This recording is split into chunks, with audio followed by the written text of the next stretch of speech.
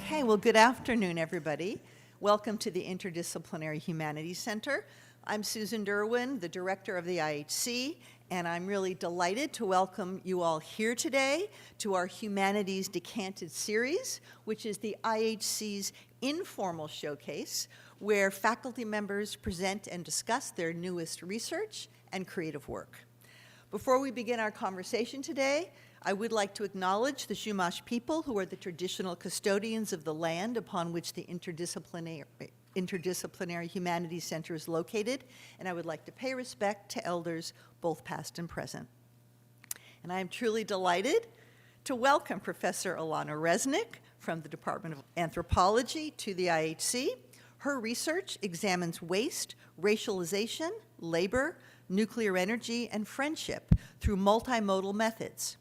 She is the founding director of the Infrastructural Inequalities Research Group, a lab dedicated to researching the social dimensions of urban environments globally.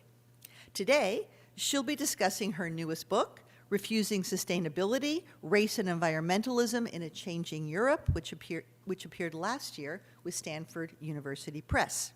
And Professor Resnick will be in conversation with Charles Hale, the Sage Sarah Miller McCune Dean of Social Sciences and professor in the Department of Anthropology and the Department of Global Studies.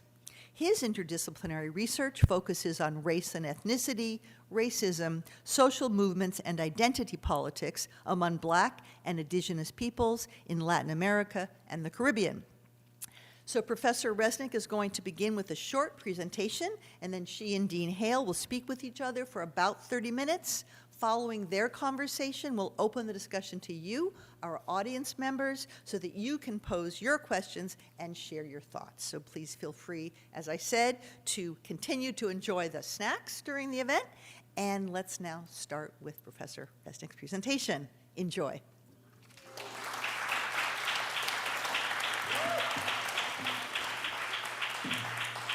Hi, everyone. What a wonderful audience to look at. Thank you so much for being here today. All of you really made this possible. The Department of Anthropology gave me the community and the time to write this. My colleagues and mentors in that department made this possible. Thank you to the IHC for hosting. Susan, Chris, the staff here has done a tremendous job. Dean Hale, thank you for your very human way of deaning. I think you changed this university in tremendous ways, and I'm honored to be in conversation with you. And so many of you in the room really just kind of supported me, provided camaraderie, friendship, and community. So you made this writing process much less lonely, and I'm really grateful for all of you. And the students here, thank you for coming. So I'm going to just talk, hopefully stick to a hard 7 minutes. And I'll time myself, but if I go over, it's okay. So this is my book, Refusing Sustainability. I'm going to pass it around because, here you go. I'm passing it mostly because the images inside are probably my favorite part. They are done, the illustrations and the cover are done by a Romani artist in Bulgaria named Isabella Ivanova. And she really brought this book to life when I was really sick of it. So the images are, I think, their own they tell their own story. Refusing Sustainability explores how environmental sustainability initiatives critical to liberal projects like that of European Union expansion reinforce enduring racial orders and establish new ones. So the book traces a series of, and I put in quotes, progressive paradoxes that collide and undermine each other, bolstered by the feel-good greening in the name of Europeanness. It also addresses what people do in the face of while enmeshed in these systems. In Bulgaria, where I conduct my research, racialization becomes material and infrastructurally encoded, in a place where those in power assert that race and racism does not exist there. They claim it's an Americanization of a local phenomenon. Within this framework, I address Europeanization as itself a racial phenomenon. The current projects, though, of Europeanization that I talk about in the book are not those of explicit colonial imperialism that we might think of, but of seemingly progressive or even apolitical projects like those for environmental sustainability. So there's a few questions that run through the book. So the first, as I see it, is how does progressive environmentalism catalyze new forms of racialization? And two, where do we find resistive politics when institutional avenues become impossible? And this is something that I think resonates with us now in a variety of ways, and I hope that the book, although set in Bulgaria, can open up conversation, particularly about this. Here we see Baka, a retired, widowed Romani waste collector who was a good friend of mine and still is. And she starts the book with humor, critical analysis, and her theorization of the racial status quo, what she and others throughout the book call in Bulgarian no life or nyama život. Now, I trace this concept of nyama život or no life throughout the book. I think statistics are woefully inaccurate and underestimate some of the issues, but they're important to contextualize what happens in the book. So just a brief kind of summary. Roma in Bulgaria are about 10% of the total population. Roma are dying 10 years earlier than their Bulgarian counterparts, even when tested at the same socioeconomic levels. So this is clearly a very racialized issue that becomes embodied and systemic. Child mortality is 3 times higher in Romani communities.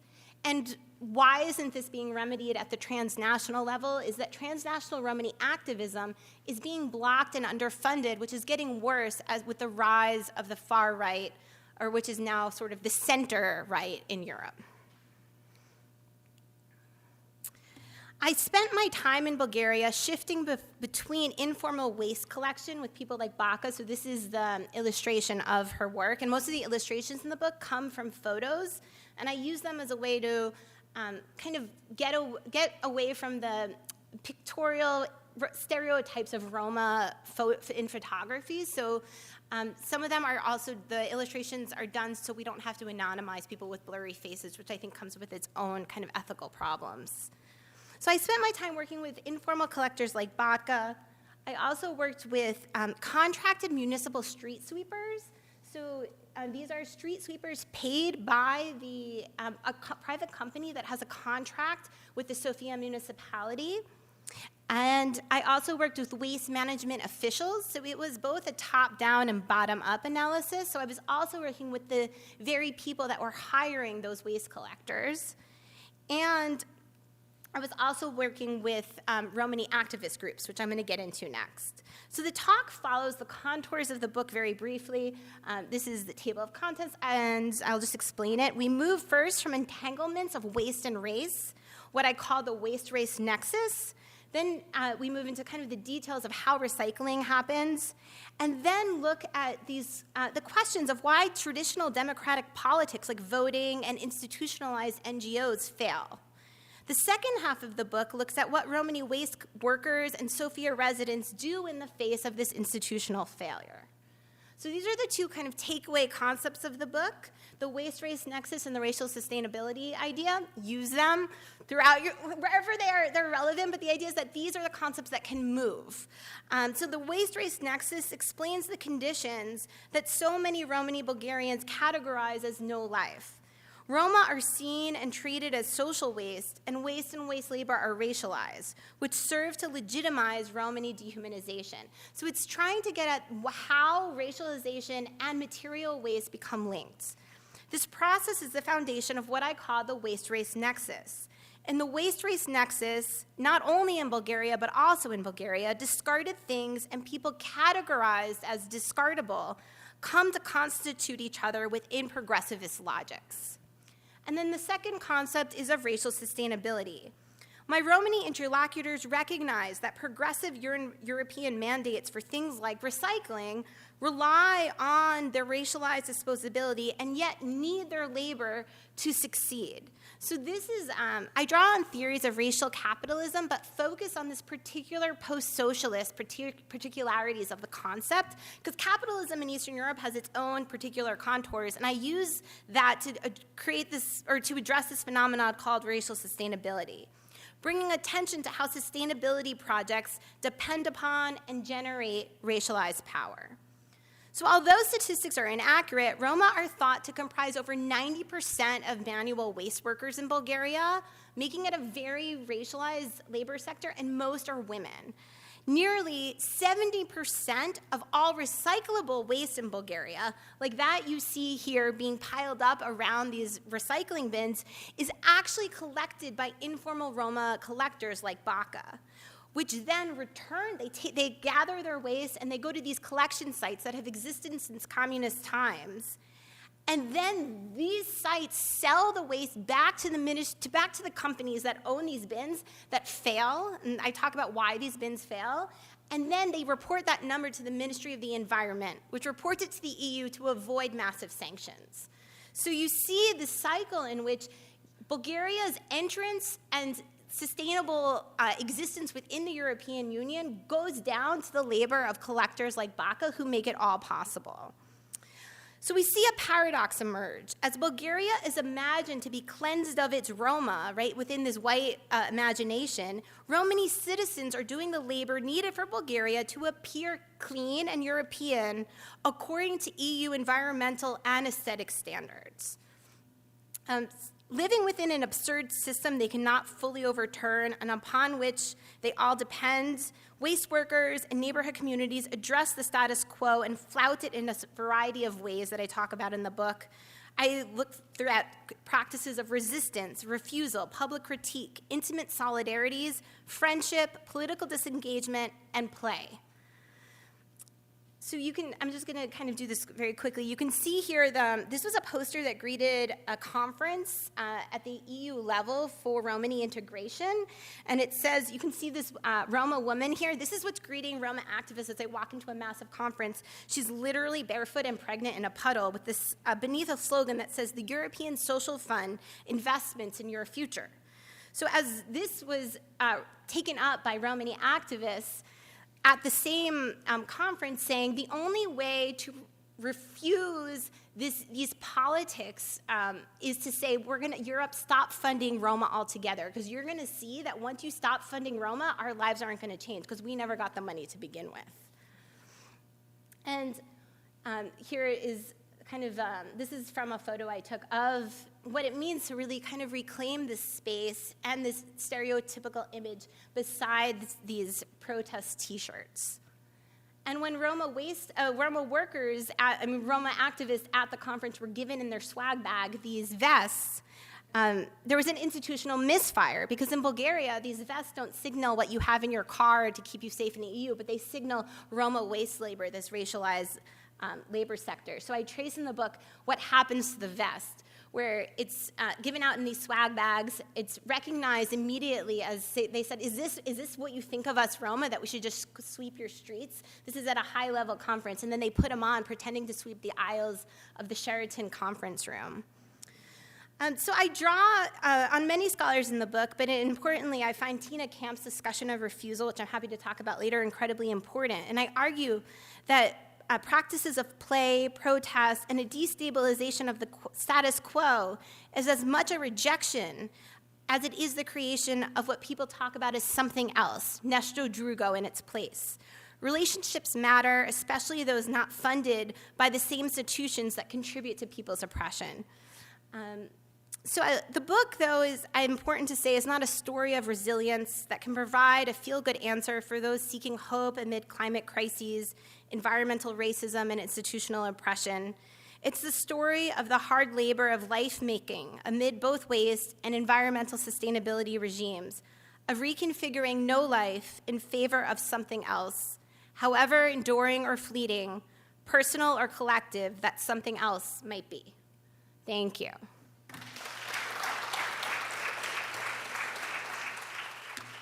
I was, when Elana asked me to play this role, I didn't even hesitate before saying yes, and I'm so glad I did. It's a wonderful book, and wonderful ethnography. And I want to start with another compliment, which is to, you know, I didn't reflect on this until much later, but for someone to be in the midst of a personnel review and ask the dean to comment on the book. What if I didn't think it was a good book? That would be kind of awkward. So fortunately, and I knew it would be the case, it's a wonderful book, and I wanted to, but also compliment Elana's chutzpah, or self-confidence, in inviting me. And I want to just, and I'm going to get to the questions very quickly. I was told not to talk for very long, and I won't. But I want to expand on that compliment a little bit, because as an anthropologist, I can't resist, you know, just praising the depth of this ethnography. It's just extraordinary. And Elana, even in your presentation, I feel like you were very, very, very modest. It's a 10-year endeavor, a couple years working as a street sweeper alongside the Romani. You know, very kind of clearly very deep and intimate relationships, friendships, and accompaniment of struggles, of travails, of daily life that produces a depth of understanding. And I don't want to sound disciplinarily chauvinistic, but it's just, I can't imagine how you would achieve that depth of understanding without this kind of long-term, incredibly kind of sensitive ethnography, and also wonderfully written with the images. Please pay attention to the images. They're as you said, really quite artfully done, and really sensitive at various levels to the kind of the complexities of this kind of ethnography. And finally, on that note, Elana's work demonstrates why 5-year completion rates for PhDs is a non-starter for anthropologists, I'm sorry to say. It's just, you can't do it in 5 years if you do this kind of deep ethnography, and that's a dilemma that we're facing in the division as we speak. So, secondly, I want to also just compliment the way that I think the most artful ethnographies are very theoretically engaged, which Elana definitely is, but with a real light touch where the theory is kind of unfolds through the narrative, and there's no theoretical chapter saying this is my theoretical framework. It's all through the stories and through the lived experience of the Romani. And I think there's something really powerful about that approach. Very hard to do because you're keeping in mind, you're working at different registers at once. And I think one of the things that it demonstrates is that good ethnography always overflows the theory that you're using. It's always more complex than the frame you started with. And that complexity comes through in the narrative in really in wonderful ways that I hope we'll talk about. So, in addition to the I had 3 questions that I thought were central questions, and you mentioned the first 2 in your book.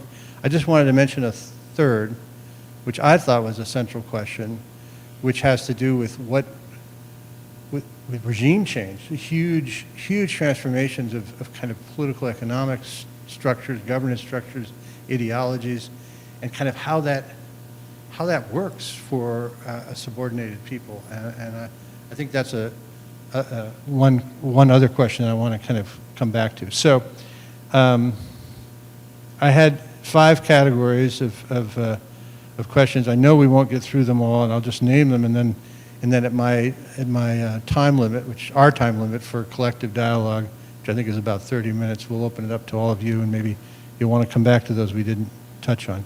The first is positionality, and I really want to start there.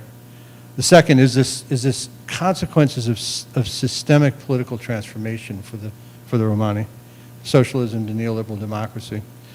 The third has to do, as you said, with the racial regime of Bulgarian Europeanization. The fourth, the central questions around environmentalism as a racial project.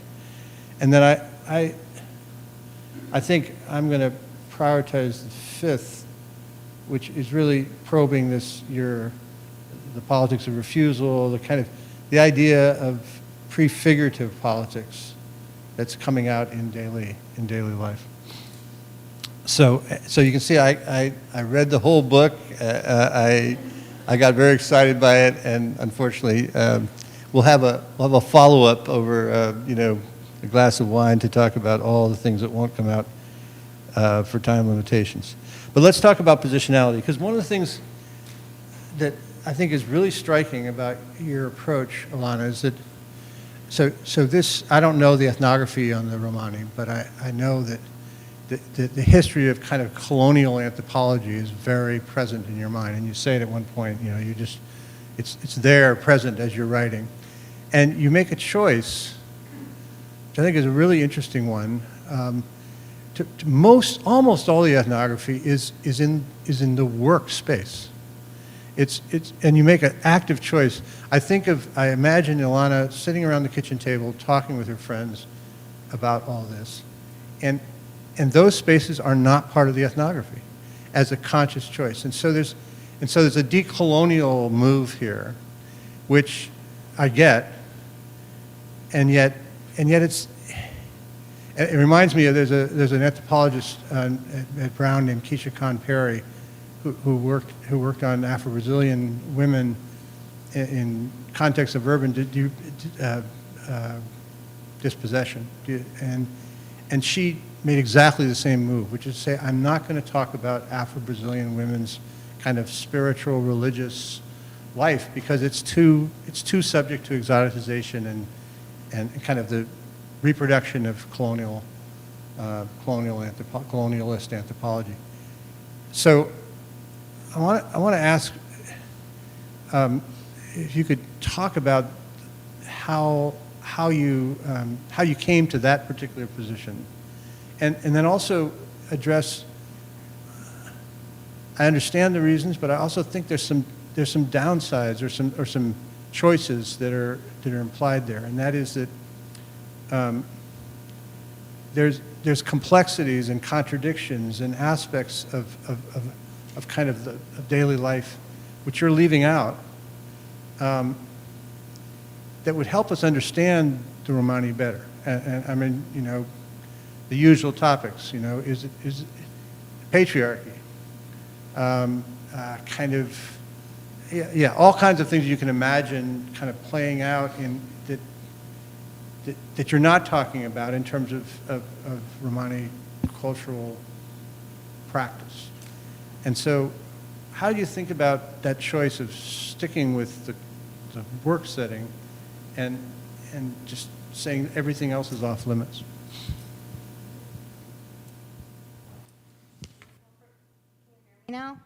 Okay. Thank you so much for the reading, the really generous and thorough reading of my book and your feedback. It's very interesting to kind of hear it through your eyes, and I'm grateful for the feedback. To be honest, I didn't make it as it wasn't a conscious decision while I was doing field work. I had one of my committee members was Jillian Feely-Harnick, who is an amazing anthropologist, and she was like, everything starts in the home. And that just kind of rung through my head. And I was sitting at tables. I was home all the time with people. And I felt like those were the moments that were in some ways the most intimate in a very particular way, where when you're in someone's home, you're a guest, and people often forget the wall that you're the ethnographer. And I think it was the times when I also needed the comfort of being in someone's home. I became part of people's families, and I felt that in the moments I sometimes would take notes afterwards, but I would only put in the book what I went back to them years or months later, and I'd say, you said this to me over the dinner table. Can we do an interview about that topic? Or can I talk to you about those notes that I took? And I felt like that was the ethical way for me to deal with the complexity of the humanness of ethnography. Like when you're doing it, like you really, people are your friends. They're your I was there for 3 years straight, which is like not something that funding really makes allowable anymore. But and so the intimacy of those friendships, it wasn't just for fieldwork, it was my whole life. So when I was there, I didn't think I was coming back. I didn't think the book would get written. I just thought I'm gonna live in Bulgaria. I had like a life. And so it felt like a betrayal upon coming back to write about it without the explicitness of people giving permission. So I did a lot of, and I talked a lot to my students about this like kind of recursive field work, that you do all this stuff and you can take notes, but then you go back and you say, I think you said this, and you give them the moment or the chance to say, that is what I said, or actually, this has changed over time. And so I have some of that in the book, but I just never felt comfortable writing about also the intimacy of people's homes, because it is like this long lineage of gypsy folklore. And so there's a long history of ethnographers that are not Roma going into Roma communities, and it was actually a way that the socialist state surveyed Roma communities, is they would embed Romani-speaking white ethnographers who would go in and report on these Romani families in intimate spaces to the government.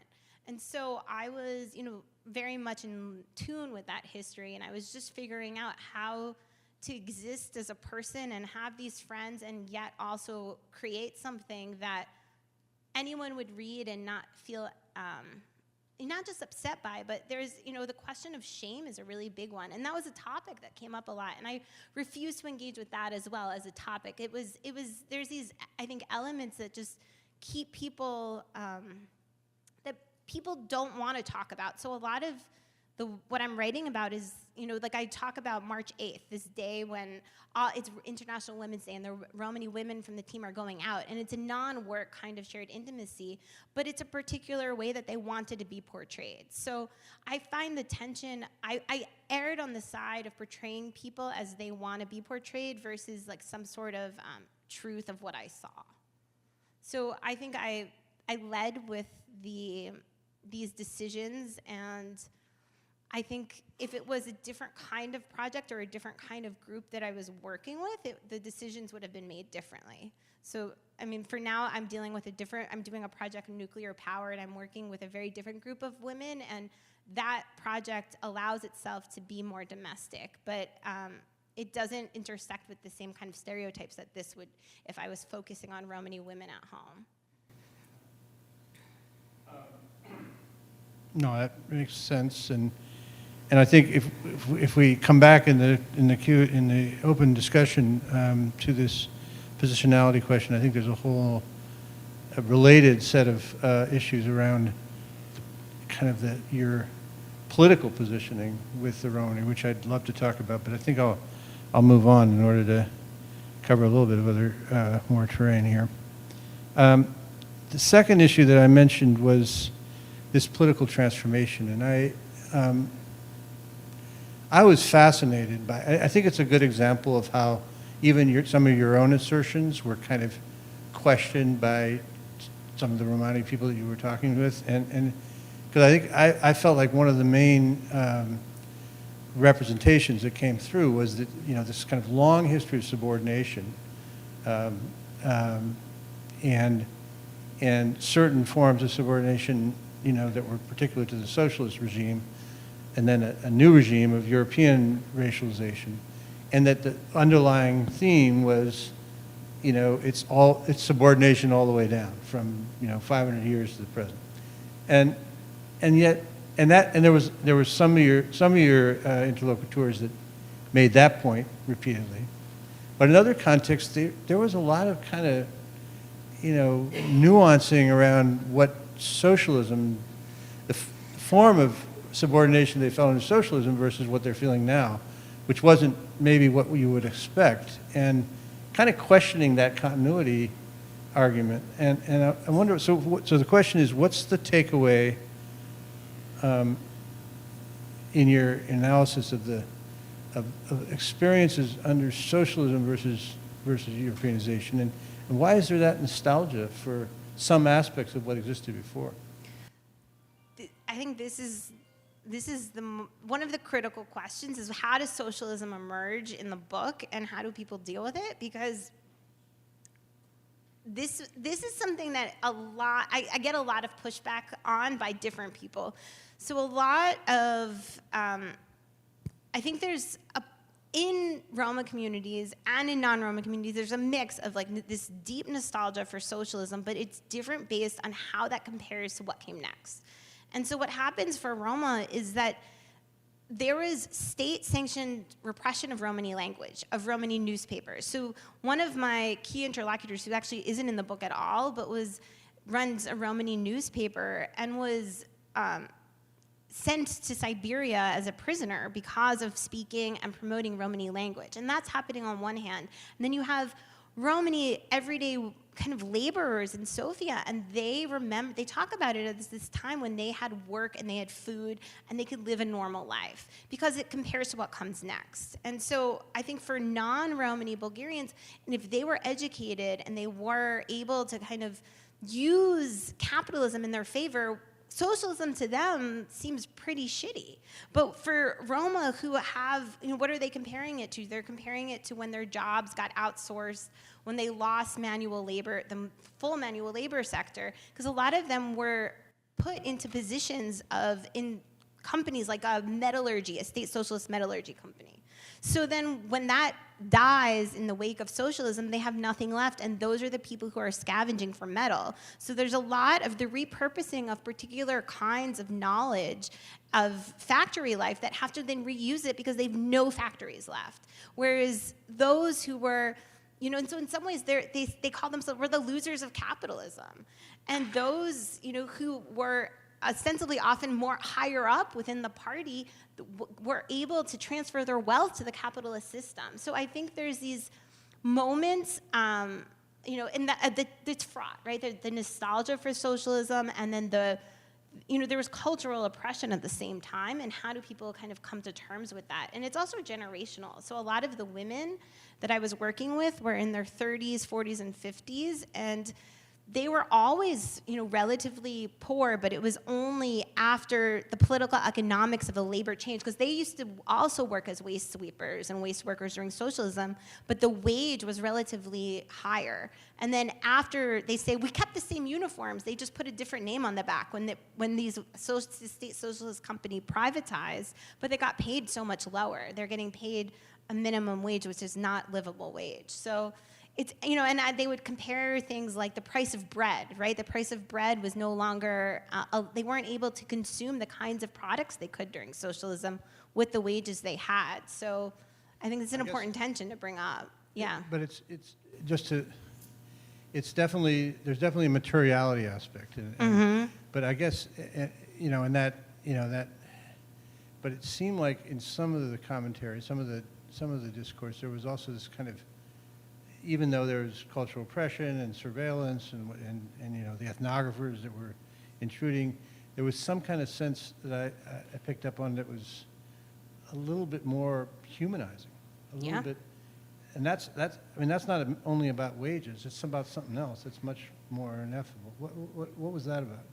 I mean, I think in some ways it's a critique of capitalism. It's a critique of the kind of capitalism that came into that hit, the people call it wild capitalism of the 90s, but then also the kind of regulated capitalism that came with the pre-EU accession and EU accession. It was seen as a kind of way that their labor was monetized in a different way, that their relationship so I think a lot of it is the intersection of this felt sensibility with the economics, because that was often, those things are so tied for a lot of the workers. They would say, my boss used to be able to hand me like an extra 10 leva because she knew I would pay her back, and now that everything is by the book. So there was all of the, capitalism isn't the same, right? And I think what they're also remarking on is all of these regimes of capitalism and how they felt their humanity to change through them. Because I think what happens is with time and the changing kind of forms of capitalist structures, the way that they're seen and the relationship to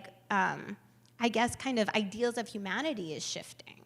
So they are often seeing, And who knows if it's time, but the socialist period, they had this relationship that was much more human because it was both more regulated and less regulated. And I think that's also part of the tension, was how they see humanity in terms of market regulation.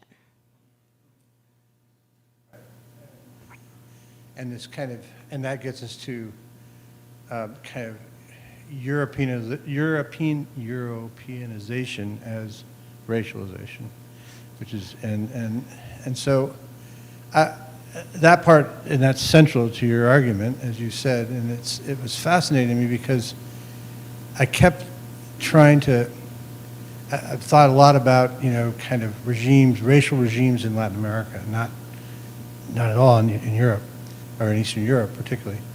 And it's really, it struck me that what you said here at one point, the pervasive but the shape-shifting logic of this racialization really struck me because, in Latin America there's a whole mode of racial regime that's centered around ideologies of mestizaje, sort of assimilation, kind of bringing everyone into a hierarchized but kind of national identity. And that was contested, and then there was a move to neoliberal multiculturalism, which is about recognizing difference and inscribing hierarchy with a different logic. And then there's a kind of, and this seems to be more kind of a ideology of race-blind homogenization and exclusion. And I'm just wondering if at times you use terms like racial capitalism, and as you just said, it doesn't really get you very far. And yet there wasn't a lot of reflection about kind of how this racial regime is related to other expressions of racial capitalism. And I'm just wondering whether, are you ultimately arguing this is kind of a Bulgarian kind of, or Eastern European particular kind of expression, or what is, how do you situate this form of racial exclusion in relation to, kind of what we know of as racial subordination in various contexts of racial capitalism? I mean, what is it? How should we think about what you're concluding about Bulgaria in that kind of relational sense? It's a great question. I think one way that you can think about it is that Bulgaria, it's your question really about regime change that I think matters here. The way that capitalism gets configured in terms of racialization is through this shift, right? You have this moment of 1989 where people remember a system that wasn't capitalist in which they were still racialized as non-white. Mm-hmm. And then the way that changes when it's not just, a political change to democracy, but that's tied with this capitalist move. And so the way that people can, often what happens, I think, in a lot of discussions of racial capitalism is that the emphasis on capitalism doesn't get explored enough. And I think that the Eastern European case is really interesting for thinking about the capitalist part of racial capitalism. And so I think, this is kind of fruit for another project to think about it in a more comparative lens. But my understanding, and for the book, the farthest I kind of went with it, and I think it can go farther, is to think about how it's really an Eastern European story. It's about the regime change to capitalism. And so how does that intersect with these questions of multiculturalism that come also at the same time? So the 90s was in many ways this heyday of Roma integration. They said, this is when all this money was coming in from the US and from Western Europe, and they say, we're gonna help your Roma, and we're gonna integrate them, and we're gonna really, appreciate their culture, and we're gonna create a democratic society. It's this idea of, racial assimilation through an integration model that comes as part of this democracy package. But the part of it that I'm interested in is how that also links up with the capitalist forces coming in at the same time. So I think that what was happening, in some ways it's not just comparative, but What's happening in the 90s is actually about other places imputing their models onto Bulgaria because it was seen as a blank slate for how to deal with racial minorities. So you have models coming in from all over the world. At the same time, they're also implicated in these capitalist structures that are also coming into Bulgaria. So that, for me, was the interesting moment. But so this is what I was trying to get at. So the multicultural turn in Latin America was very kind of tied to, kind of neoliberal capitalism. So that part's not different. But I didn't get any kind of multiculturalism actually had some meaning. And, land rights were recognized, rights to identity, bilingual education. It was all structured by the state and all structured in a hierarchical sense. But I didn't get any of that sense. Really, the multiculturalism, that you were describing was like the picture of the pregnant woman. It was deeply denigrating, kind of in the first instance, and it didn't seem like there was much of any kind of serious recognition of Romani culture at all, or any kind of move in that direction. But maybe I missed that. No, I think it was what happened in Bulgaria was it was a very neoliberal model of multiculturalism. It was a checkbox model because the European Union comes in with the Copenhagen agreements and they say, you have to do this, you have to do this, you have to do this, join the EU. So there wasn't there was no impetus for any kind of substantial change. It was all about how do we fulfill the criteria in order to become part of the European Union, which was the minute that Bulgaria and socialism in '89, that's the next shift, is how do we join the European Union? And so it was in many ways kind of imputing a romanticized Western European model, but through a checkmark kind of regime of what it meant to integrate and deal with minorities. So there was, in the 90s, there was huge human rights atrocities going on. Forced sterilization of Roma in the Czech Republic, Roma being put into special schools for speaking jargon when they would speak Romani. But at the same time, it was all this mode of trying to integrate on paper and in practice enough to meet the criteria, to take the photos, to send them to the European Union. So it's a lot about mandate meeting. And that's kind of how Bulgaria has functioned in terms of what it meant to have minority groups. Because Roma aren't the only minority, but it was all about how do we meet our targets? How do we meet our mandates? And I think that maybe that's a difference. And it seems like it's something distinctive to Eastern European countries that came into Europeanization. It had a different kind of function in Western Europe. Yeah, definitely. Yeah. I'm not keeping track of time at all, Susan, so I don't know how, are we okay? Great. Good, all right. Environmentalism as a racial project. And this is really, this kind of, this paradox that really is it's such a striking paradox and so kind of important in the argument of the book, where Romani are both kind of crucial to Europeanization because they're helping to check the box of environmental kind of hygiene, I guess, urban hygiene, and at the same time, by doing that, they're kind of reinforcing they're placed in this subordinate category that just reinforces the racialization. And it's kind of ends up being a pretty brutal critique of sort of at least the form of environmentalism that Europeanization in Bulgaria meant. So I guess, and some different versions of that critique of the kind of, from the critique of racial, premises in the history of the environmental movement in the U.S. to anywhere where environmental politics have kind of expanded, whether state-centered or not, there's this kind of racial question that's been central. And then it's been challenged in all kinds of interesting ways, and that's what environmental environmental racism and environmental justice kind of has emerged as a kind of a contestation. And so I guess the question, one question that comes to mind is there a Romani environmentalism? I mean, is there, in other words,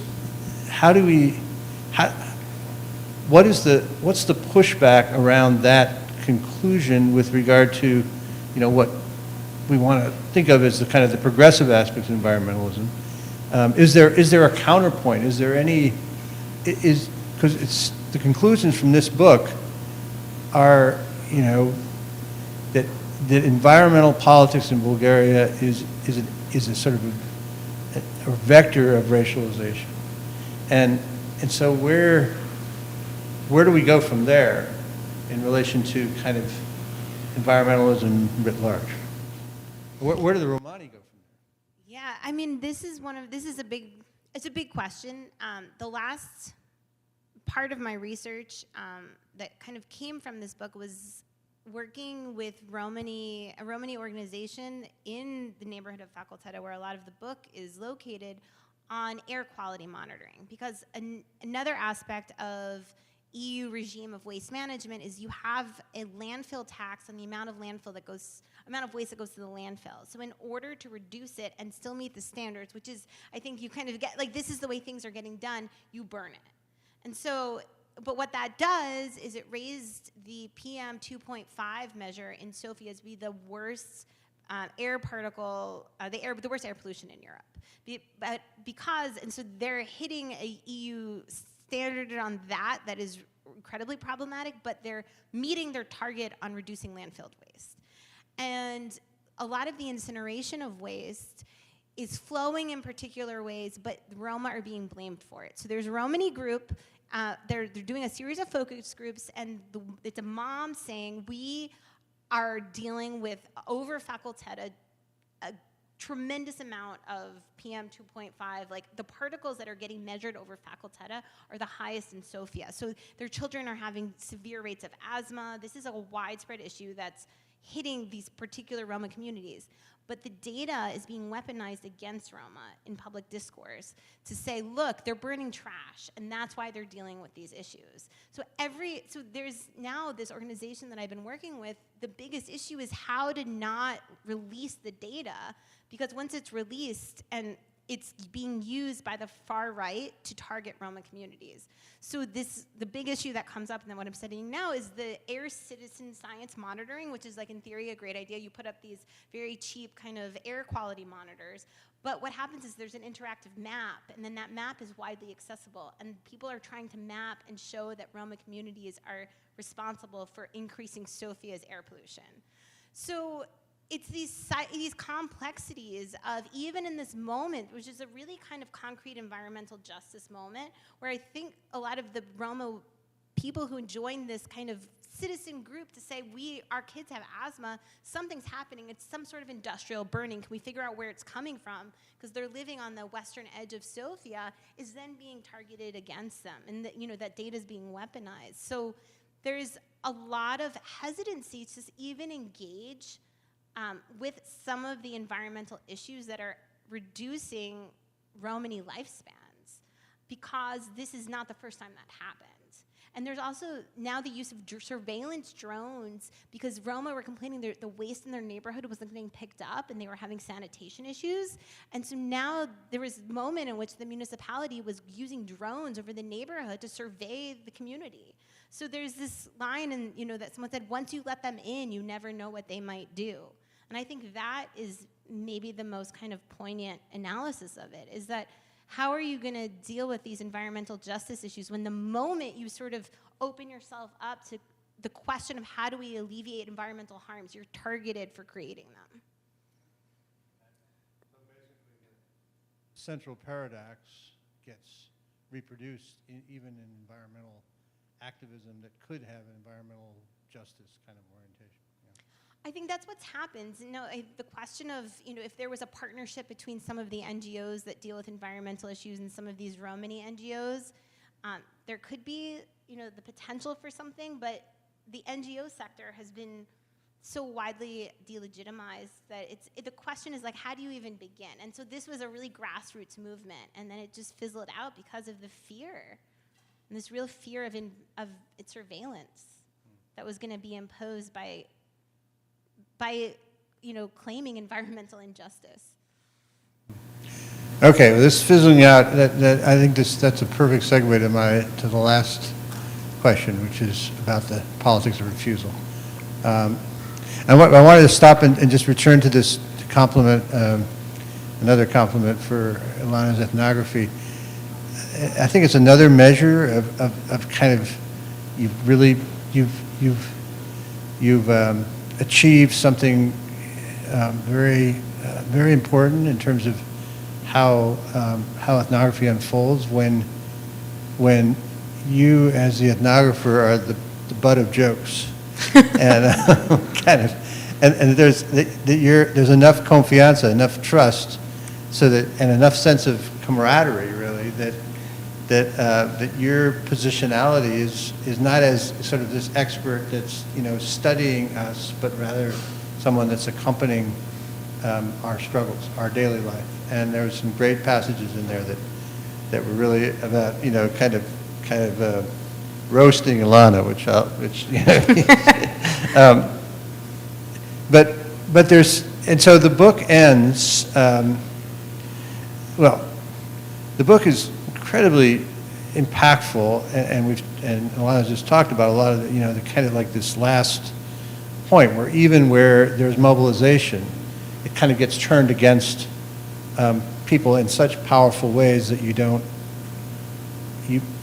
feel there's a kind of a sense of futility to the politics, and I think that the context that connected to the pregnant woman, this terrible kind of image that sort of what was at least it was the same chapter. I don't know if it was the same incident with the protest at the hotel, and there was a sense that organized politics always kind of ends up boomeranging in getting caught in this racialization paradox, and it's very powerfully written to kind of bring you to the conclusion that that this is a kind of a structural trap that just keeps reproducing itself. So that's not a very uplifting way to end a book.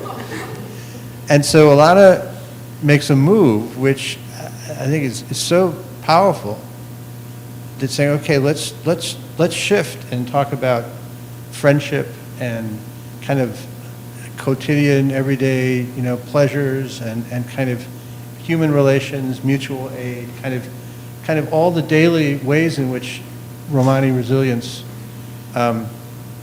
gets expressed, and then also the kind of the joking and the cynicism and the kind of just being onto the sort of the terrible traps of Europeanization and the racism is part of the daily discourse, right? And so this kind of refusal of refusal and kind of critique of what even of the policies or practices that are supposedly positive. And so there's a sense at the end of the book, it feels very almost uplifting, in the sense of, well, there's hope in I'm trying to think, you have some phrases here, but it's the Romani phrase, the nešto drugo, is alternative way, and I think of that as prefigurative politics. And I guess I get it, and I found it very moving. And I also, you kind of had this dialogue at the end of the book with Simon, and Simon is a Romani activist that, kind of, you can explain more. But I just didn't feel like Simon was really on board with your conclusion. And I wasn't quite on board either, totally, because I feel like, well, your whole analysis shows that history is just not kind to this kind of, sort of prefigurative politics of refusal. And so I'm wondering if if the ending kind of maybe was a way of deferring a kind of an assessment of what's needed or what might be possible to actually create kind of changes in the structural conditions that are pressing a stateless people that, you know, are in this predicament. It felt to me like it was so important to make those points, and also I was kind of more with Simon than with you at the end. Thank you. This is part of, that was part of the kind of the stakes of the ethnography for me, was to have these debates and try to at least show, because I was saying my students want to know something positive, and Simon's like, come on, Elana, like, this American thing, you need to always find the positive, like, and those conversations I think are important to the ethnography, and they're very true to the relationships that created it, but it's, in many ways. So I was presenting on the work, and I had this conversation, I don't know if you know Martha Lampland. And she said to me, Elana, when you present your work, everyone seems so down and out, and it's so depressing, and then you come, and afterwards we have a beer, and you just laugh. You tell me all the jokes you learned, and these women are so funny, and they're so joyful, and they give you joy. And she's like, where is that? And I was, and that was kind of, and I was like, oh, you're right. And so I think that was, there's a tension in how to not, make this kind of a politics of suffering book, but it's bleak. It is bleak, but within that, there are these small joys and these pleasures that are attended to, and it's not like everyone's going through their life, saying, oh, this is like, the crappiest government, or that this, people are saying that, but at the same time, they're also joking, and I was trying to figure out how to attend to the felt sense of the ethnographic moment, which was part of the story. And I think it became also a question of audience, because when I started writing the book, I was still in Bulgaria, and I was writing to everybody in Bulgaria that was saying, race doesn't exist in Bulgaria, Roma aren't repressed, they chose this life, all of these sort of things. And then I felt like I could get that out, and once I came back, came back to the US, I was able to attend more to the lived ethnographic experience, which was more complicated. So I think the end of the book was trying to give space for that, and not, in some ways it's not a conclusion to what comes earlier, it's and also. And so and I think this is one of the hardest things. I remember asking when I was writing the book, who knows a funny ethnography about a really crappy situation? And so how do you find humor, how do you really account, not just write about humor, but invoke that humorous sensibility when you're also talking about circumstances that are literally killing people? And so that was something it was really important for me to end with that, because sometimes that's all you have. The question is not one of institutional change. It's, in some ways it's bleaker than that. No one's really even looking at that anymore. They're just wondering, how do I keep going? And so in some ways that might be the question we have to be asking. There's a sense of how do you accept, perhaps it's a certain element of institutional defeat, and not be defeated. So that was, the end of it, and I think that Simon will read that end and I'll not be happy with my conclusions, and I'm okay with that. Great. Wonderful. Let's open it up. Okay, if you raise your hand, a microphone will come to you and you can ask the question. Thank you. Hi, thank you, Elana, and I have to say you have really triggered my deep, deep shame as a Bulgarian who's non-Romani, as kind of being part of, this otherizing force, and, made me think about kind of like all the attitudes that I've heard growing up in Bulgaria about Romani people. And I was thinking about, racialization and environmental problems, and I think those kind of always go together everywhere, and not just in Bulgaria, but I think here too. And but in Bulgaria, I think and I'm not really a reliable source for obvious reasons. I might be a very biased source, but we have such deep segregation between the Romani minority and kind of the larger majority, I guess, to the point where, I have to say that having lived there for 2 decades, I never made a Romani friend, something of which I'm deeply ashamed of now. And the only person I knew was my mother's friend, and my mother worked in the Ministry of Education, and she knew the Romani language expert. So I had met this woman, but in my own life, I did not have many opportunities, and maybe I should have sought them out to meet Romani people. So, thank you for kind of making me think about that.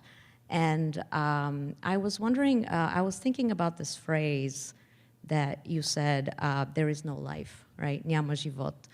And, what is considered life, right, for some of us and for others who are otherized so profusely. And I was wondering if you had investigated anything about the kind of economy of Bulgarian graveyards, and maybe you think you might be guessing what I'm thinking of, but there's, I don't know, again, not a reliable source, but people tend to leave a lot of food at the graves of their relatives.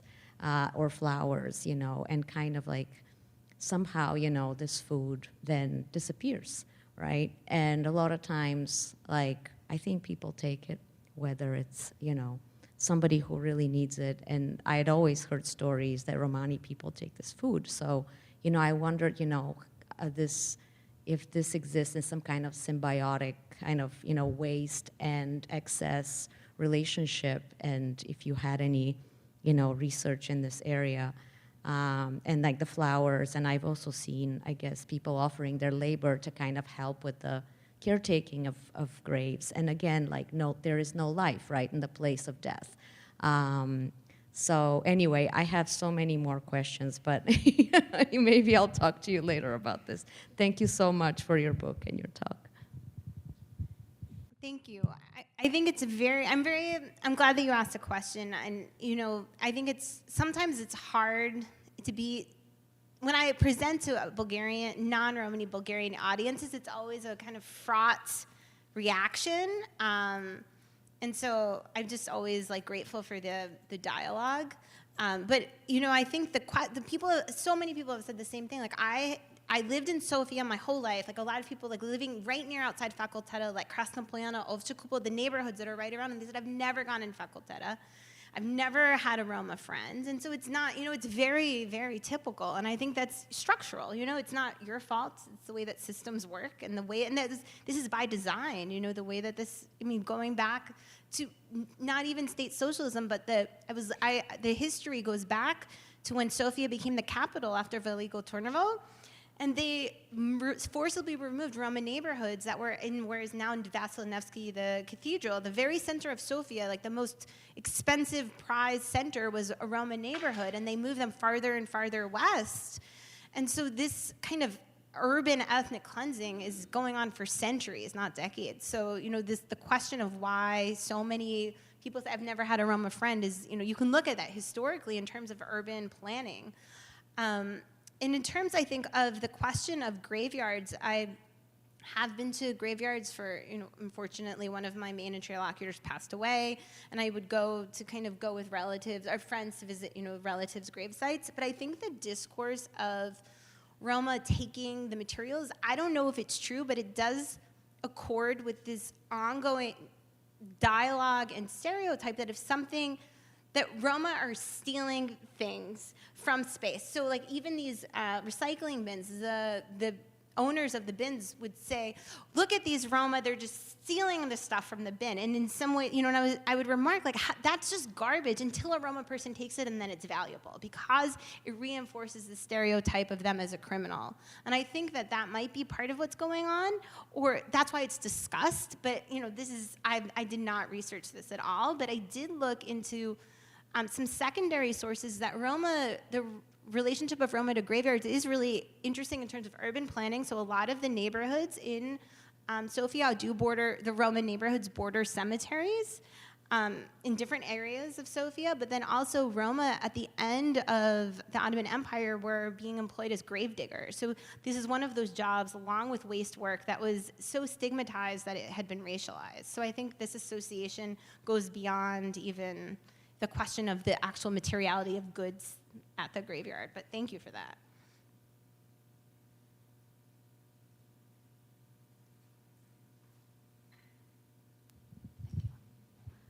Hi, Elana. Thank you for your wonderful talk. So you have spent your adult career as an anthropologist, and I have spent mine as a reporter in journalism. And getting to know you and becoming friends with you has taught me, allowed me to see in a way that I hadn't thought about before, that what we do is oftentimes similar, and then in other ways actually quite different. Like, journalists are trained not to embed with a community so much to the point that we become friends with them, and that's kind of like we have to keep a barrier between source and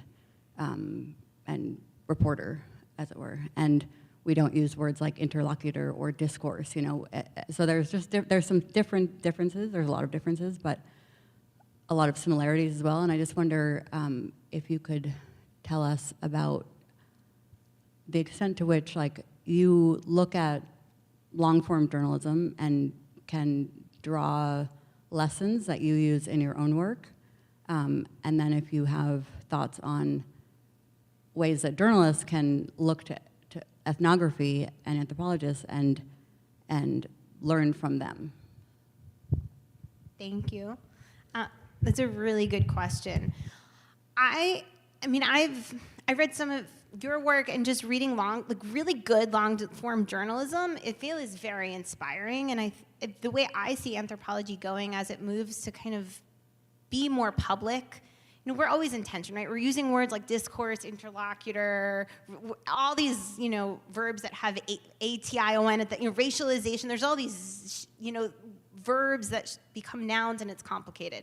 But at the same time, we're like, we want to be publicly accessible. And I think we don't really know what that means. And reading long-form journalism is, for me, a good piece of long-form journalism is the model of what we want to do. And it's an output.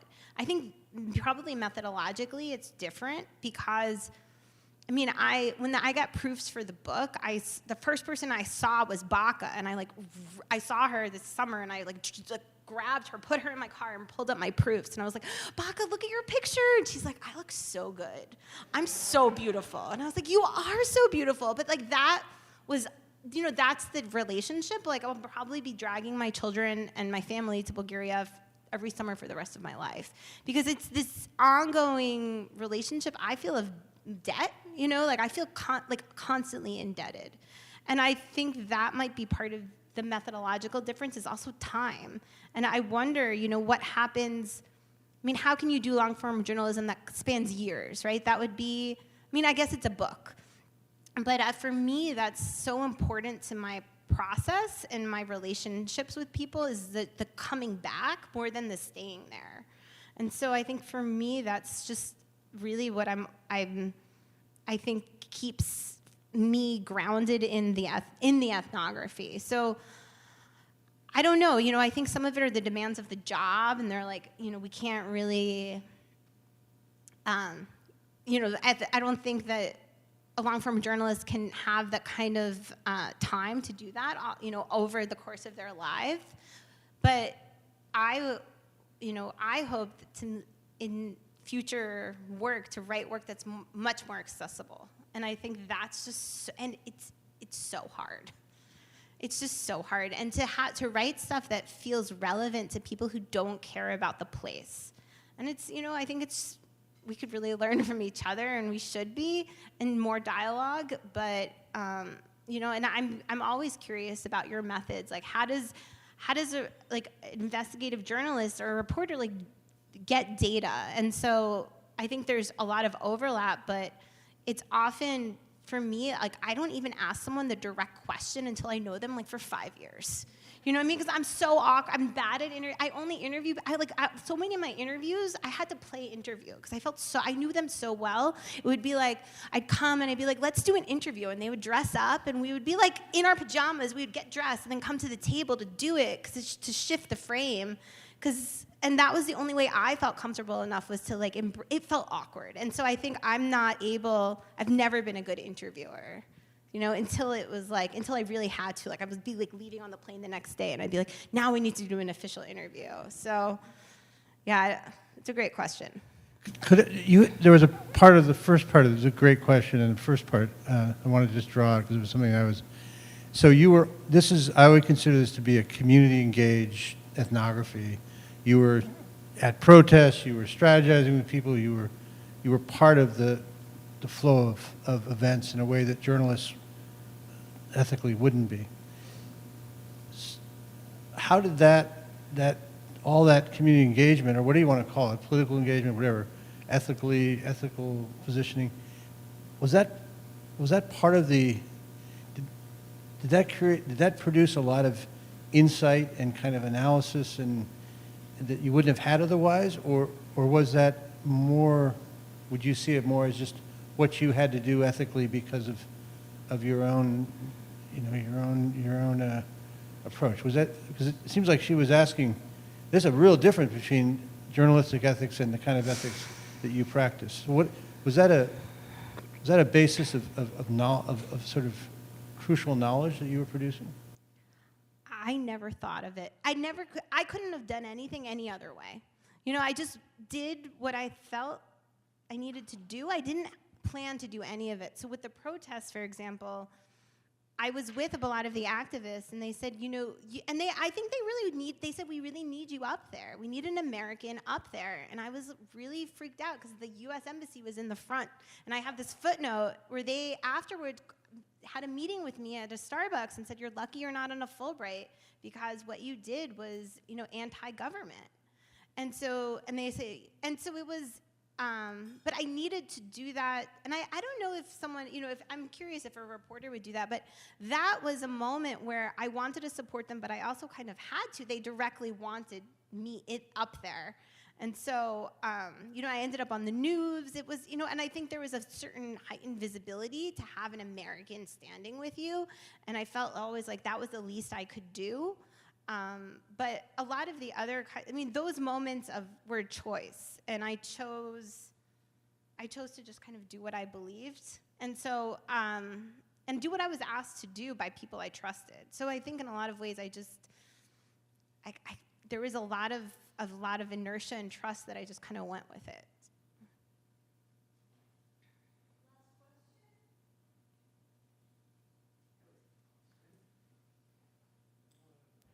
I look forward to reading the book. Well, doing history is like doing ethnography on dead people. Except we can't, ask them, and we can't create our conversations. We have to rely on what anthropologists and sociologists and census takers and other people, journalists, did in the past. But that isn't my question. It really is about insights on racialization in a front moment in Europe, not just Eastern Europe, but all of Europe, between migration, internal migration, and then the waves of people who are refugees coming in, and how dealing with an internal other, because the Roma have been there long enough to say they're an internal other, what might that tell us for lessons for a larger Europe? That's such an ahistorical question for me. Thank you for that. This was the very important element of the project, was that this wasn't a landscape in which it's Roma, non-Roma, even though it often gets, in the shorthand of the book, it's that. But it's within this larger pan-European framework of racialization that's happening in multifarious ways. So you have, Roma, you have Turks in Bulgaria, you have other minority groups, and then Bulgaria is one of the first entry sites from people coming in through Turkey. And it's the European border with, non-Europe on that kind of southern part. And so the question of what that means for Europe is really complicated, because the frame for where, and I think it's really hard to create. I tried really hard to say, like, how is this about Europe as a whole? And each country is so different, but there's certain kinds of rules and laws that connect them. So in 2010, which was a really pinnacle year, Roma were deported from France back to Romania and Bulgaria, which is a total violation of European law. You cannot deport European citizens across European borders that ostensibly don't exist. But there was, I think this moment was coupled with these fears of migration of non-Europeans coming in. So this also, what it does is it creates a particular kind of racialization of the concept of European and Europeanness that Roma helped form, and that it also impacts how they're perceived and treated and racialized across the entire continent. So I probably don't have a great answer for you, but this is a question of racialization that's happening over time in different ways, that's affecting different groups, that's intersecting. And I think Bulgaria is also a key site for where you see that intersecting, because there's a lot of discussion among Roma saying, but we're really Europeans now, right? With this influx of non-Europeans across borders, like, isn't that actually gonna solidify our Europeanness? We're citizens, we're the internal, we've been here forever, and it's not the case. So there was, in many ways, a hope that would actually create a new scapegoat. And so these kind of internal dynamics of how racialization happens are just, it's so complex, but thank you for the question. Thank you.